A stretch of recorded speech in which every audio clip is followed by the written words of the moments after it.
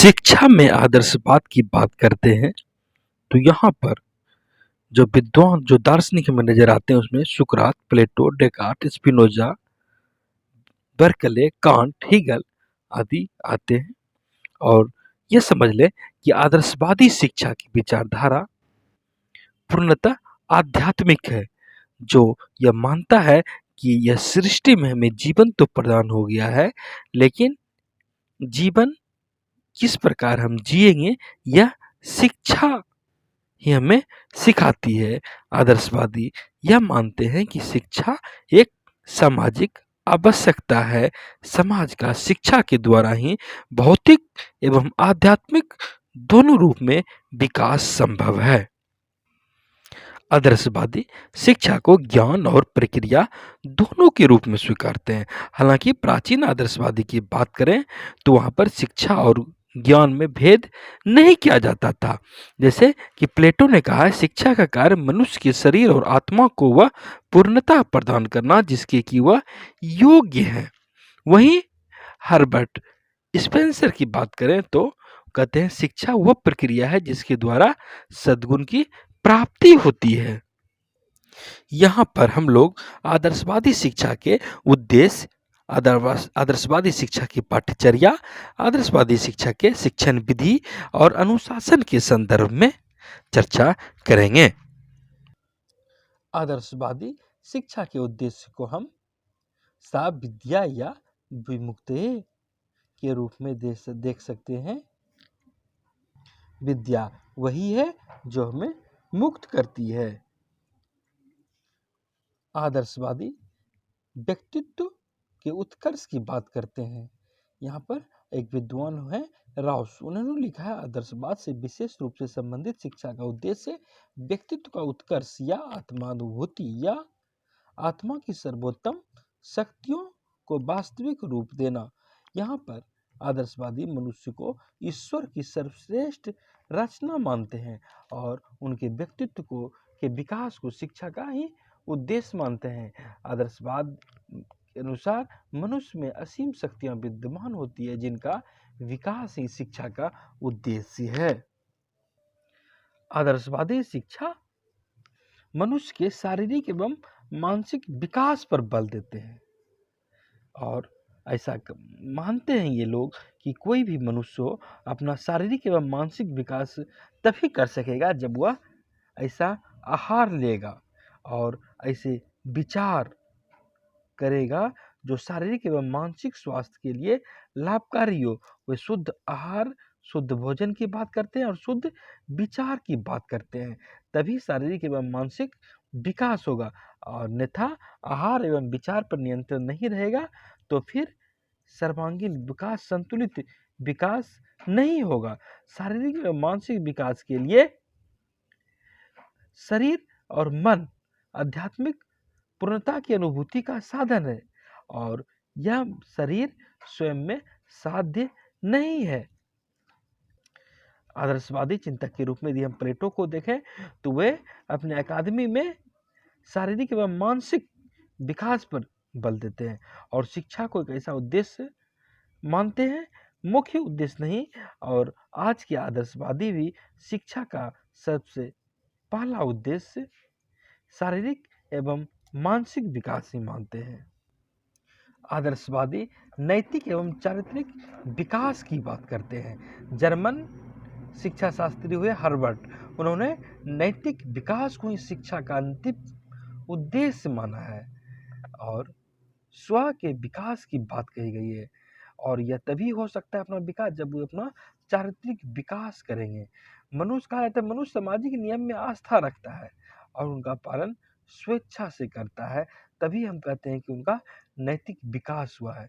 और जब किसी भी परिस्थिति में मनुष्य सद्मार्ग पर अडिग रहता है तो हम कह सकते हैं कि उनका चारित्रिक विकास हो गया है। यही कारण है कि प्लेटो जैसे विचारक भी समाज और राज्य सभी को नैतिकता की दृष्टि से परम आवश्यक मानते हैं। आदर्शवादी शिक्षा को पवित्र जीवन की प्राप्ति के संदर्भ में देखते हैं। फ्रॉबेल एक विद्वान हुए शिक्षाविद, उन्होंने लिखा है कि शिक्षा का उद्देश्य भक्तिपूर्ण, पवित्र तथा कलंक रहित पवित्र जीवन की प्राप्ति है। शिक्षा को मनुष्य का पथ प्रदर्शन करना चाहिए, उसे अपने आप का, प्रकृति का सामना करने का और ईश्वर से एकता स्थापित करने का स्पष्ट ज्ञान हो जाए। शिक्षा के उद्देश्य को आदर्शवादी बुद्धि एवं विवेक शक्ति के विकास के संदर्भ में देखते हैं। बौद्धिक स्व का विकास कहा जाता है कि जब मनुष्य का व्यवहार सामाजिक स्वीकृति अथवा अस्वीकृति हो, तो कहने का तात्पर्य कि राज्य के नियमों से नियंत्रित न होकर उसकी बुद्धि एवं विवेक से नियंत्रित होता है।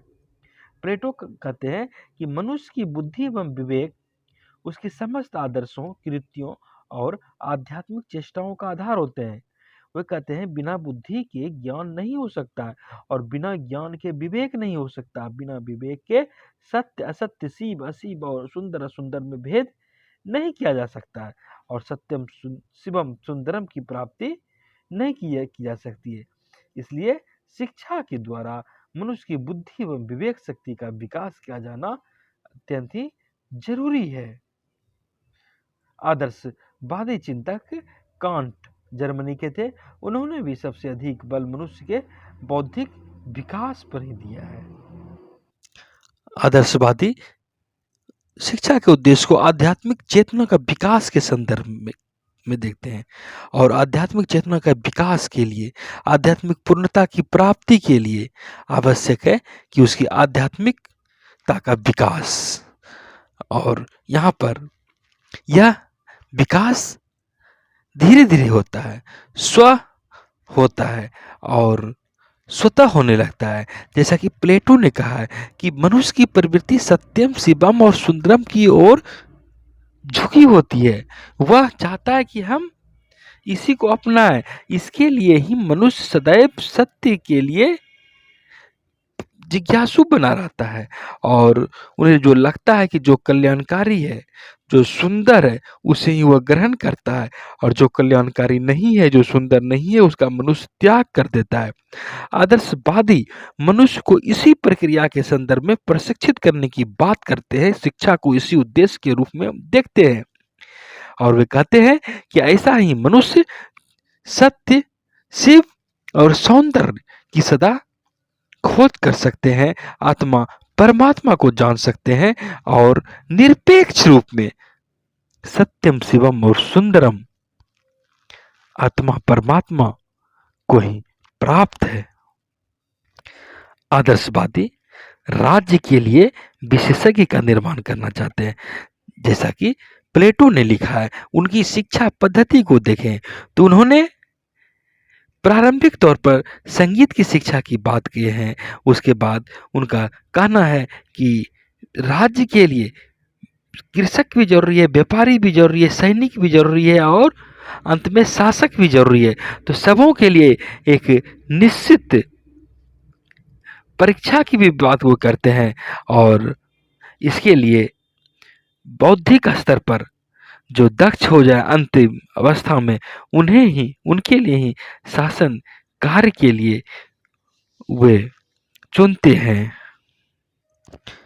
दरअसल आदर्शवादी शिक्षा के उद्देश्य आज भी इसीलिए प्रासंगिक बने हुए हैं क्योंकि इनकी शिक्षा के उद्देश्य की परिकल्पना में व्यक्ति के विकास के साथ साथ सामाजिक विकास को भी समाहित करके देखा गया है और यह आदर्शवादी शिक्षा यही कारण है कि इसके उद्देश्य को पूरी दुनिया में सबसे ज्यादा तरजीह मिलती है।